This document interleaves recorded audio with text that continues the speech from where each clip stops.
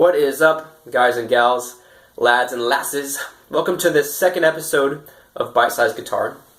Now, I call this series Bite-Sized Guitar, but as my style goes, it's probably going to be a mouthful. And the reason for that is, I think guitar is a journey. It's not a destination. So there's no quick fix for anything. Not in life, not in guitar. So I'm here to shed light and to give knowledge and to help you in your playing over a longer term. So today we're going to talk about a really important technique. It's important to pretty much all musicians and their expressiveness. It can turn a line like this.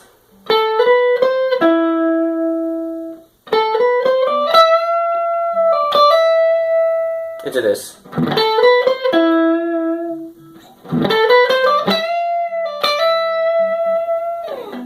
So the difference is pretty self-evident. You can hear it as clear as day. One was kind of static and boring, and then one had a little bit more excitement and expression to it. So we're going to be talking about vibrato today. We're going to start off by talking about the nature of vibrato. What is it? What does it sound like on other instruments? What does it sound like on guitar? Then we're going to talk about how do we practice that on guitar, and then how do we implement it into our playing finally. So let's first start by understanding the nature of vibrato.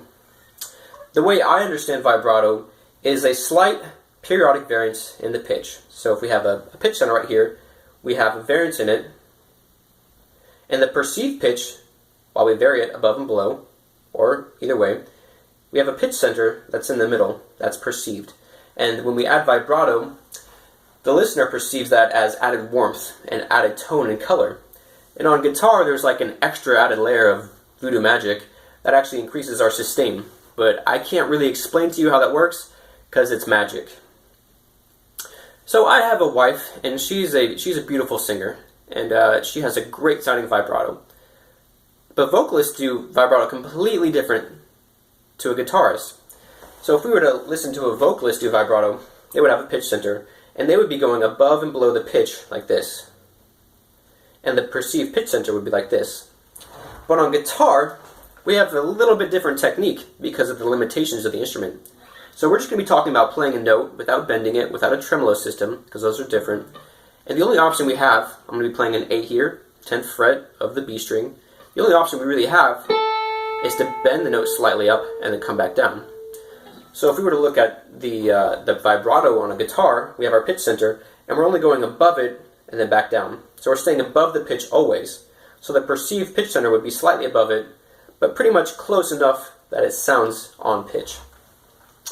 So what I'm doing is I'm bending slightly with my wrist and then coming back down. When I was first learning vibrato, I saw some guitarists do it, and I got the craziest ideas. I remember sitting in a lesson and working on vibrato with my teacher, and he asked me to demonstrate it, and I did something like this, shaking my guitar like crazy, and he was like, "What are you doing?" I was like, I'm doing the feels, man, the guitar feels. You gotta shake it to feel it. And he was like, "No, you don't." And he was right. And since then, I've kind of developed a technique that's more in line with expressiveness and not like over-the-top motions. So what we're going to practice here today is practicing our vibrato at a slow speed, at a medium speed, and at a fast speed. Which is great because it allows us to have control over our vibrato over a wide spectrum of speeds, not just one speed. So if we were to give ourselves a beat like this, let's first practice it at eighth notes. So it'll be like up, down, up, like this. Next, we're going to practice it with triplets, which would be up, down, up, down, up, down, up, down, up, down, like this. And finally, we're going to practice it with 16th notes, which will be down, up, down, up, down, up, down, up, down, up, down, up, down. So right there, just with those three speeds, we have three different palettes to choose from: a slow, a medium, and a fast. So spend a couple minutes just getting those speeds down, and try to get it consistent and accurate and even. Make sure that your speed isn't varying and going crazy. You want a consistent vibrato through the whole exercise, because we're saving that for the next exercise, where we're going to start slow and then gradually move to fast. So the next exercise, we'll start with a slow vibrato, and don't practice this one with the metronome. slow, and then go to fast.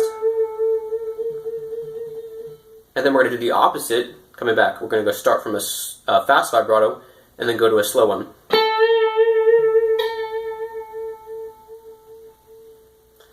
Now we're adding an extra layer of control, because we can control the speed of our vibrato across the range of a single note.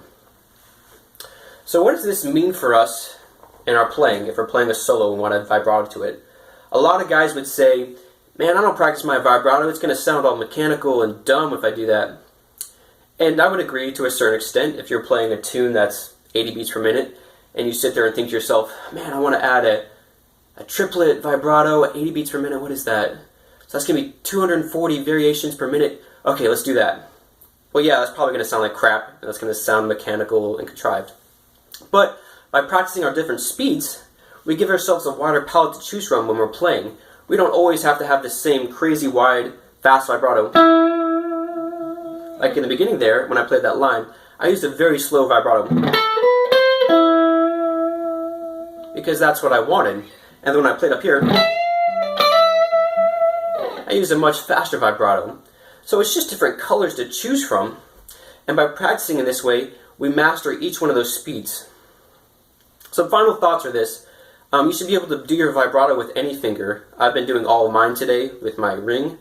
But you should be able to do it just as effectively on your index, as well as your pinky. And same with that, you should be able to do it on all strings. So the highest to the lowest. I hope this helps. If you have any questions, leave me a comment below. Thanks for watching, and I hope to see you next time. Until then, take care, be well.